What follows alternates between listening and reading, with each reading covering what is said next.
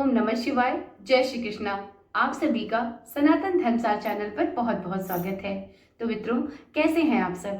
उम्मीद करती हूँ आप सभी स्वस्थ और अपनी दुनिया में मस्त होंगे। मित्रों, जैसा कि आप सभी जानते हैं, कल से यानी 17 सितंबर से पितृपक्ष प्रारंभ हो रहे हैं। पितृपक्ष प्रत्येक वर्ष भादो माह के पूर्णिमा तिथि से प्रारंभ होकर अश्विन माह के अमावस्या तिथि तक जाते हैं। पितृपक्ष प्राय 16 दिनों के होते हैं। इस पितृपक्ष के दौरान कुछ विशेष नियमों का पालन किया जाना चाहिए। शास्त्रों में ऐसा वर्णित है कि पितृपक्ष के 16 दिनों में कुछ विशेष नियमों का पालन जरूर करना चाहिए। यदि आप इन नियमों की अवहेलना करते हैं तो भविष्य में इसके भयंकर परिणाम देखने को मिलते हैं। आप अपने व्यवसाय या नौकरी में असफलता का सामना कर सकते हैं। बच्चों से संबंधित अनेक परेशानियां झेलनी पड़ सकती हैं। घर में नकारात्मक ऊर्जाओं का भी वास होने लगता है। तो पितृपक्ष के दौरान ये कुछ विशेष नियम हैं जिनको जरूर मानना चाहिए। यदि आप इन नियमों को नहीं मानते हैं तो भविष्य में इससे संबंधित अनेक प्रकार की समस्याओं का सामना करना पड़ता है। तो चलिए आज की वीडियो में हम जानते हैं कि पितृपक्ष के दौरान किन नियमों का पालन जरूर करना चाहिए। आप इन नियमों का पालन स्वयं भी करें और अपने बच्चों को भी इन नियमों के बारे में विशेष रूप से जानकारी दें, जिससे वह आने वाले समय में अपनी अगली पीढ़ी को यह बातें हस्तांतरित कर सके। क्योंकि हम बड़े ही यदि अपने बच्चों को नहीं सिखाएंगे तो उन्हें बाहर का कौन सिखाएगा। तो चलिए एक एक करके ये नियमों को जानते हैं और ये भी जानते हैं कि किन नियमों का पालन करना इस पितृपक्ष में बहुत आवश्यक है। पितृपक्ष के दौरान सभी सुहागिन महिलाओं को इस बात का ध्यान रखना चाहिए कि इस दौरान पीला सिंदूर कभी नहीं लगाएं। इसकी जगह पे लाल सिंदूर, कुमकुम या फिर जो लिक्विड सिंदूर आता है उसको यूज करें। दूसरा है, इस पितृपक्ष के दौरान आपको अपने सर में सरसों का तेल भी नहीं लगाना चाहिए।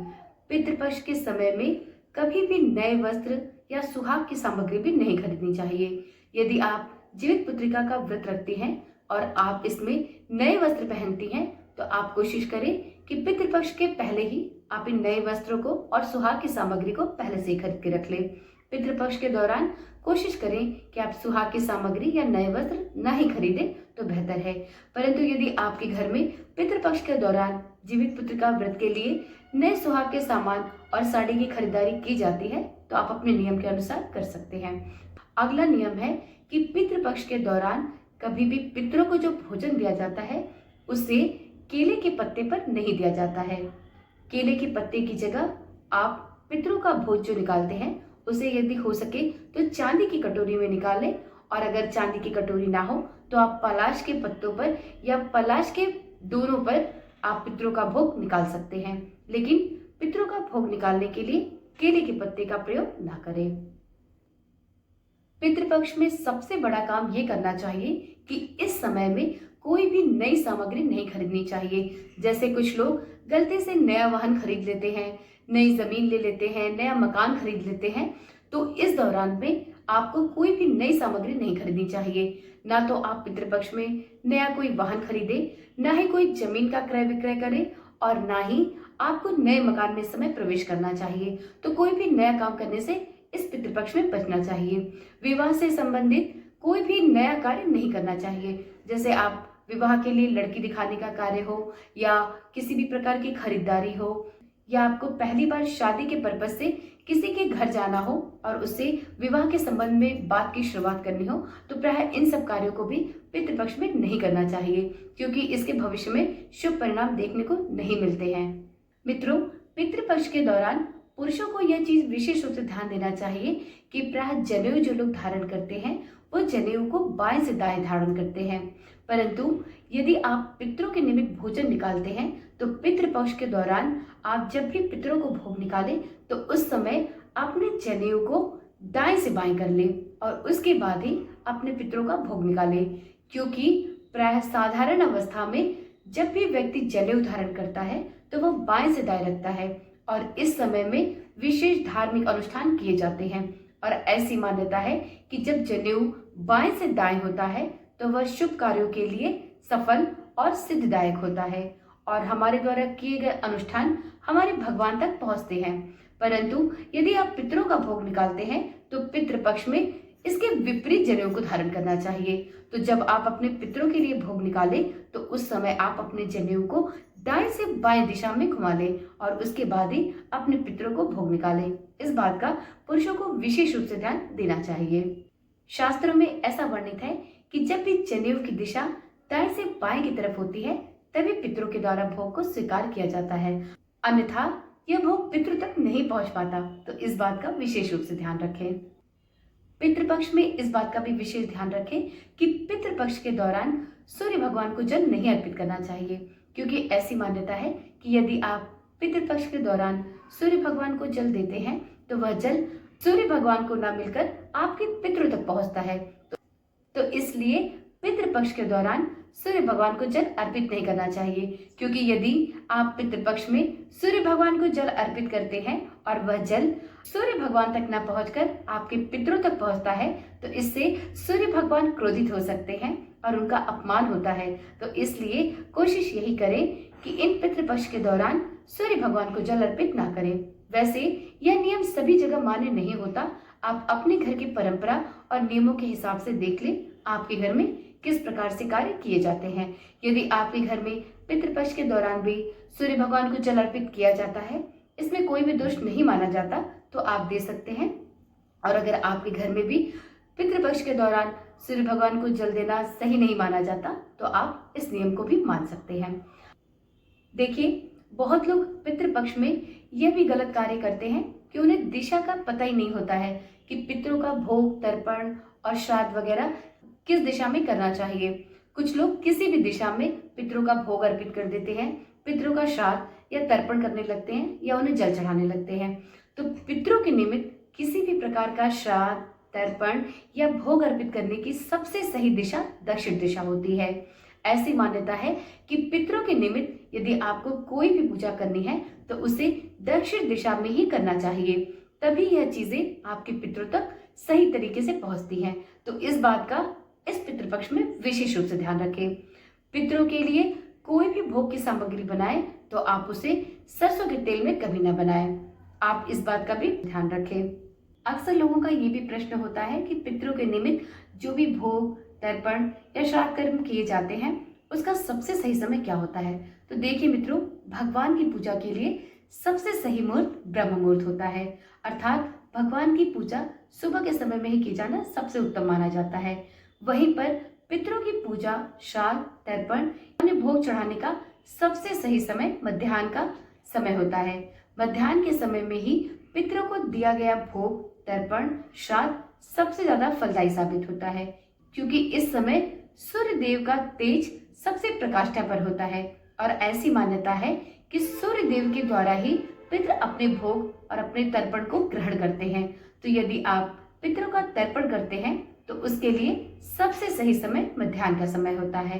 मध्याह्न में आप 11 बजे से लेके 1 बजे के बीच में पितरों के निमित्त कोई भी श्राद्ध, तर्पण या भोग इत्यादि का कार्य कर सकते हैं। ये सबसे ज्यादा फलदायी साबित होगा। एक प्रश्न ये भी आता है कि पितरों के निमित्त जो भोजन निकालते हैं उसका क्या करना चाहिए।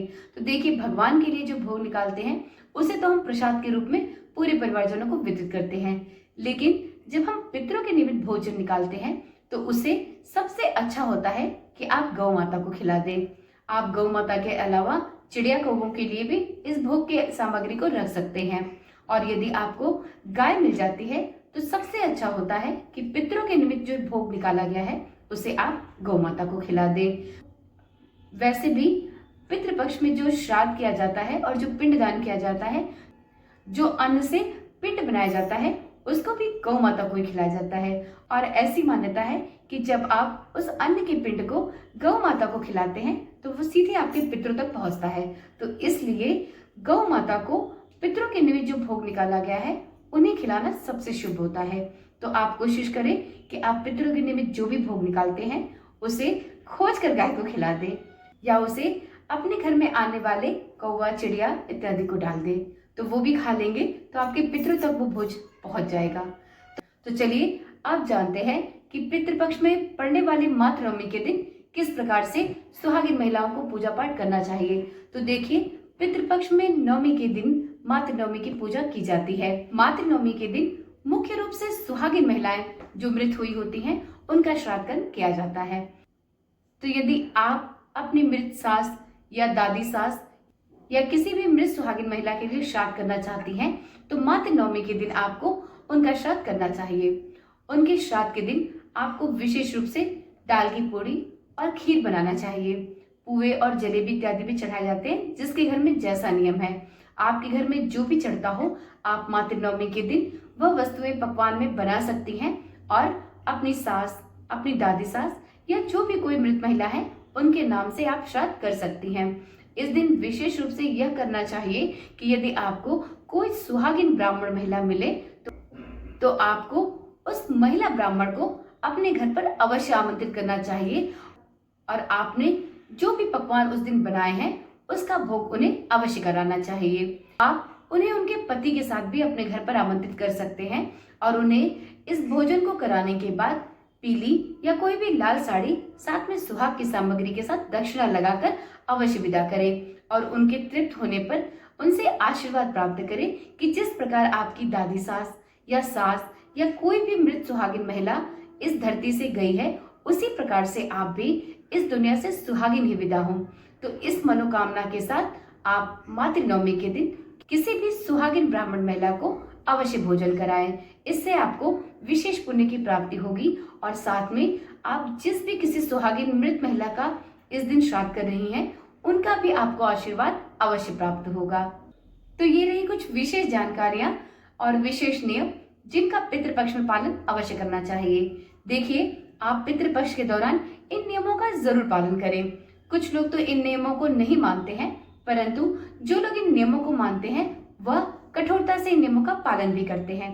तो ये तो आपको डिसाइड करना है कि आप इन नियमों को मानते हैं या इन नियमों को नहीं मानते हैं। वैसे सच पूछा जाए तो अपने सनातन धर्म में इन नियमों को इग्नोर नहीं करना चाहिए और पितृपक्ष के दौरान इन नियमों का विशेष रूप से पालन करना चाहिए, क्योंकि यदि आप इन नियमों का पालन करते हैं तो आप कहीं ना कहीं अपने पितरों का आशीर्वाद प्राप्त करते हैं और यदि आपके पितृ आपसे संतुष्ट और प्रसन्न रहते हैं तो उनका आशीर्वाद भी आपको अवश्य प्राप्त होता है। और यदि आपके साथ आपके पितरों का आशीर्वाद हो, उनकी कृपा हो, तो आपके सभी काम सफल और सुचारू रूप से चलते हैं। आप अपने बच्चों को भी इन नियमों के बारे में विशेष रूप से जानकारी दें, जिससे भविष्य में उन्हें भी पितृपक्ष के दौरान किन नियमों का पालन करना चाहिए इसके बारे में भली प्रकार से जानकारी होनी चाहिए, जिससे वह इन नियमों का पालन अपने जीवन में आगे कर सके। तो चलिए, यदि मुझसे कुछ छूट रहा हो तो आप कमेंट के माध्यम से पूछ सकते हैं। तो चलिए, आज की वीडियो यहीं पर समाप्त करते हैं। फिर मिलते हैं एक नई वीडियो, एक नई जानकारी के साथ। मित्रों, इसी प्रकार की जानकारी वाली वीडियोस देखने के लिए चैनल के साथ जुड़े रहे। यदि आप इस चैनल पर आज पहली बार आए हैं तो चैनल को अभी से सब्सक्राइब कर लें और साथ में नोटिफिकेशन बेल को ऑन करना भी ना भूलें, जिससे इस चैनल पर डाली जाने वाली सभी वीडियोस की सूचना आपके पास सबसे पहले पहुंच सके। तो चलिए, कल मिलते हैं एक नई वीडियो, एक नई जानकारी के साथ।